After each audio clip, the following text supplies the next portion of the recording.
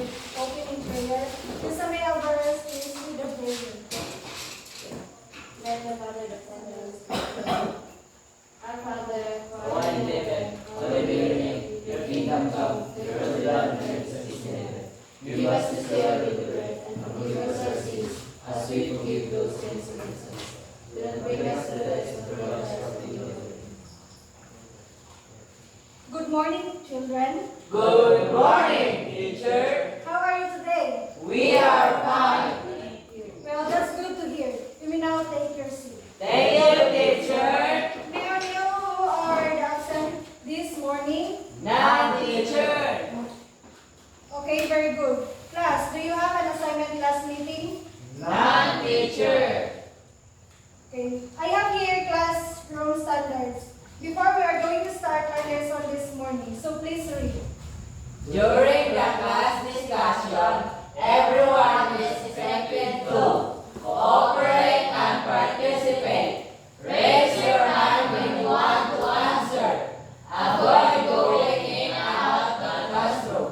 Avoid talking with your seatmates. If you have clarifications, please approach your teacher directly. Is that clear, class? Yes, teacher. So now we will have an activity. You will examine the pictures that flash on the TV. So in the first picture, what can you see? Okay, James. A factory picture. Okay, very good. What do you think the effects of this to our environment? Mark. Okay, Oscar. I think it affects to our ozone layer since our climate. Okay, very good, Oscar. So in the second picture, what can you see? Alvarez. a fish, Dayu. Okay, very good, Alvarez. So in the third picture, what can you see? Raymond. Garbage picker. Okay, very good. So now this time, I will group you into two, the first group and the second group. Then, I am going to show you a video related to our topic. So direction, observe the video carefully and answer the following questions later. Okay, teacher.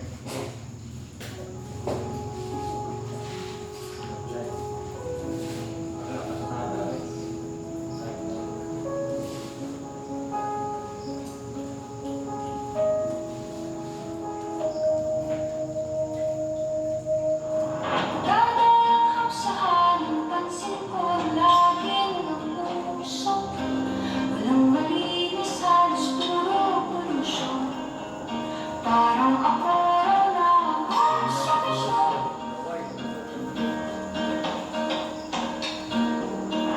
Kulong-kulong ang isip saan malulugar kapag nagkamali. Grabe sila manghusga. Bakit perfecto ba sila? Huminga ka ng malalim at isipin ang mabuti ang mga desisyong ilaan para sa kinabukasan ng makapunta sa karoroonan.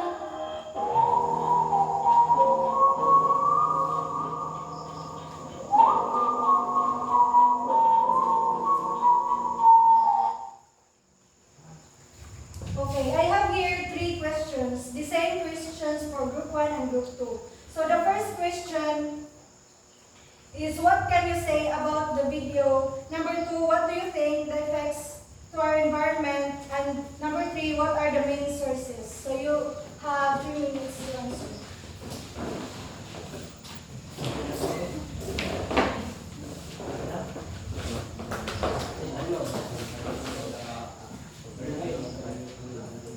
Number 1, what can you say about the video? Number 2, what do you think the effects to our environment? And number 3, what are the main sources?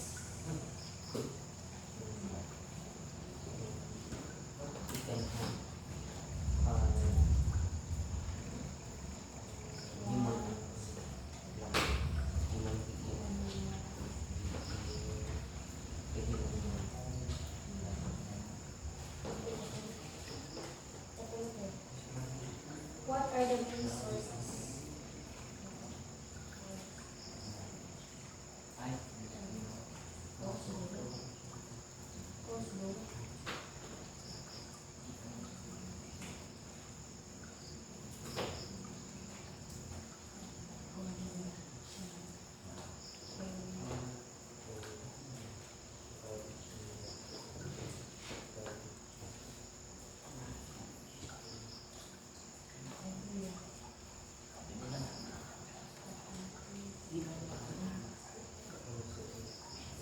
If you are done to answer, please plus it forward. Main sources. What are the main sources?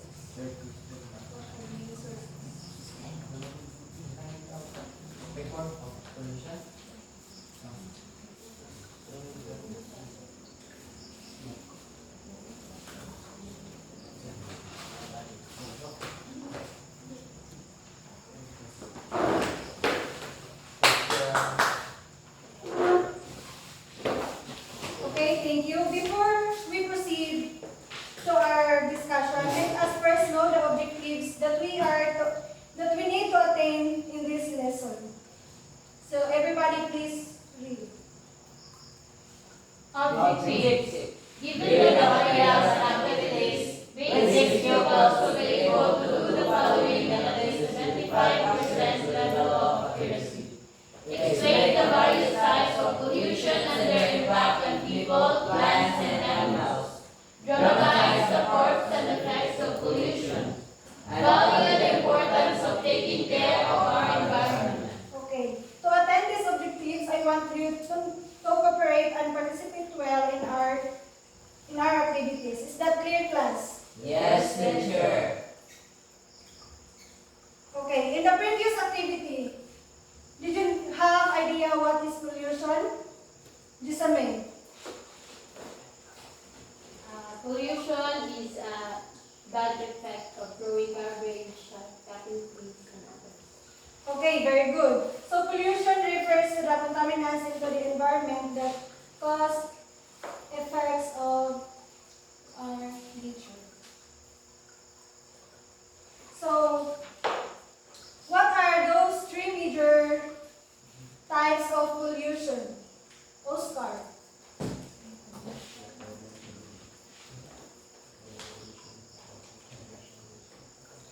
The three major part of pollution is water pollution, air pollution, and land pollution. Okay, very good. So, the three major types of pollution are air pollution, water pollution, and land pollution. So, what is air pollution? Rochelle. Air pollution refers to the pollution into the air that are detrimental to human health and the planet as a whole. So, very good.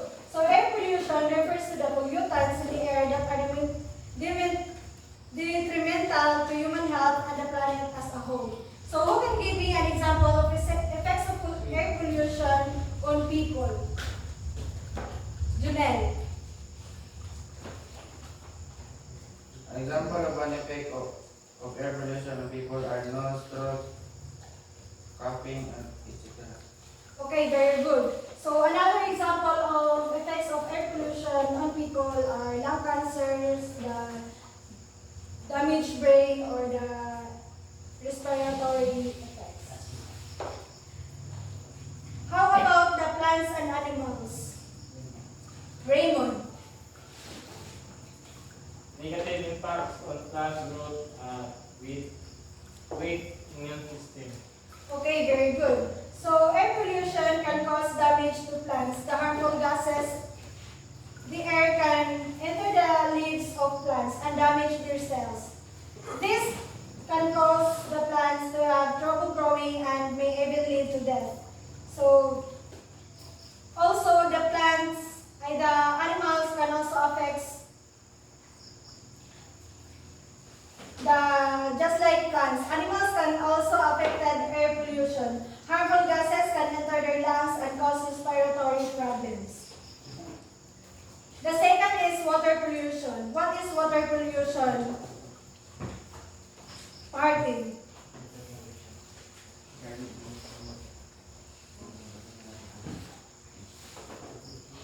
Water pollution is the contamination of water sources by substances used to make in the water.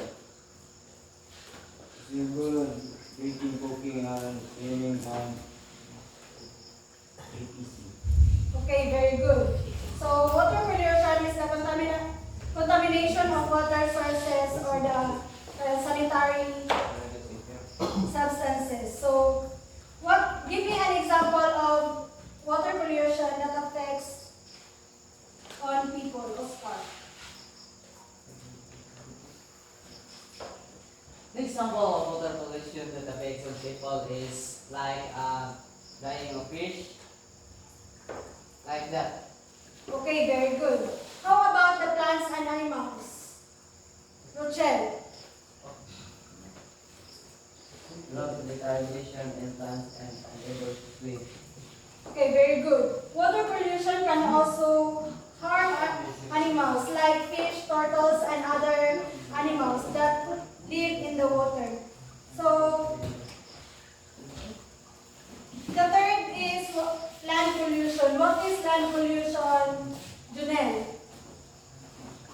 Land pollution refers to the deterioration of the earthland surface and the below ground levels. Okay, very good. Who can give me an examples of land pollution that affects on people? Raymond.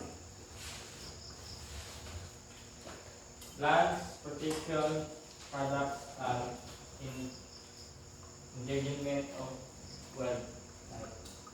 Okay, very good. So that pollution can have many harmful effects on people, plants, and animals. It is very important to remember that we all share the environment and we need to work together to keep it clean and healthy. By reducing our use of harmful chemicals, recycling, and conserving energy, we can help protect the plants and animals that call our planet home. Okay, what are the three major types of pollution? Giselle. Water pollution, air pollution, and land pollution. Okay, very good. So how do they impact the environment and human health? Junel. The impact of this to our environment and human health is to control measures and sustainable practices are essential to mitigate this effect and protect and well-being of both ecosystem and individuals. Okay, very good. So since you already learned the effects of pollution, we will be having another activity. This time, I will group you into two. You need to select one of the major types of pollution and dramatize those effects on people, plants, and animals. So this is the first group and the second group. So you have 5 minutes to prepare and present it to the front. Please be guided with the criteria that I will use in checking and giving scores in this activity. So criteria description, preparedness 20%, cooperation 30%, presentation 50%, the total of 100%. So you have 5 minutes to prepare.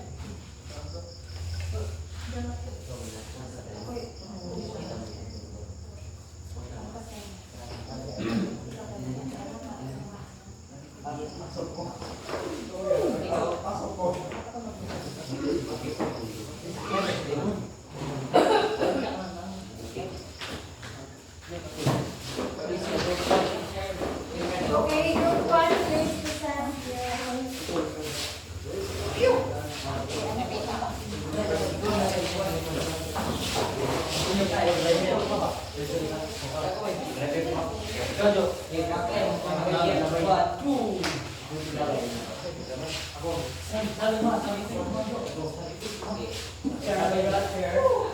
Okay.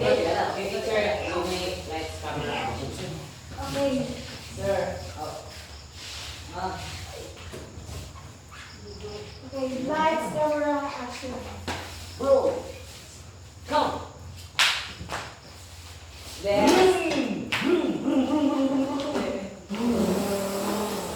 This for Ellen.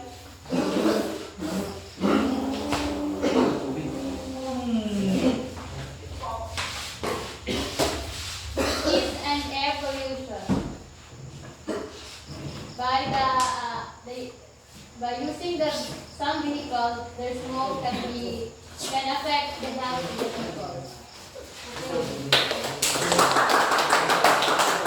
Okay, next, the group 2.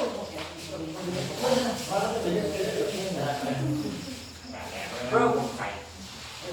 Maybe you use it, bro.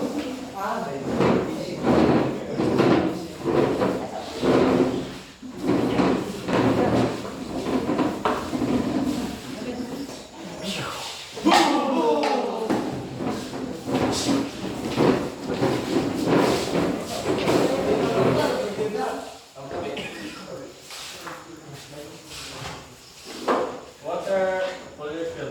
If you take from fish and other dynamite fishing, other fish dying. Okay.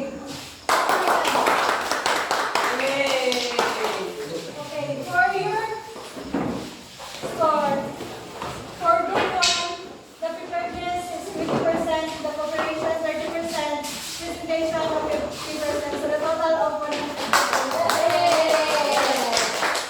So for group 2, the preparedness 20%, cooperation 30%, presentation and 50%, so the total of 100%. You are going good, so I have here another activity. Please get 1/4 sheet of paper. So direction, read the following sentences, insert the letter of the word answer, write it on the sheet. Lator? Only letter. Answer? Okay.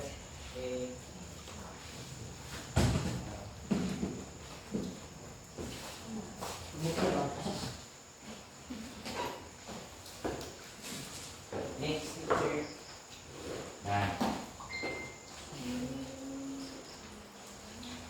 Okay, next teacher. Next teacher.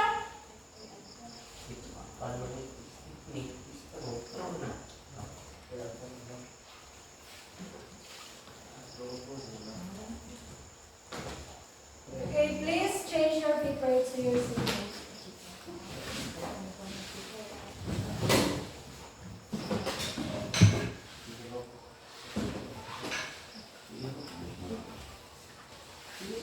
Okay, number 1. Which of the following is directly affected by air pollution? So the answer is letter C. Last teacher. Number 2. Which pollution causes your stomach ache when you drink water from public places? So number 2, the answer is Letter D. Number 3. Headache and fatigue are the effects of air pollution. 2. Soil contamination. 3. Water pollution. So the answer is letter A. Number 4. Which of the following will not most likely happen to a community? The answer is letter D. Number 5. Which of the following statement is true regarding the health effects of pollution? The answer is letter A. So pass the paper forward.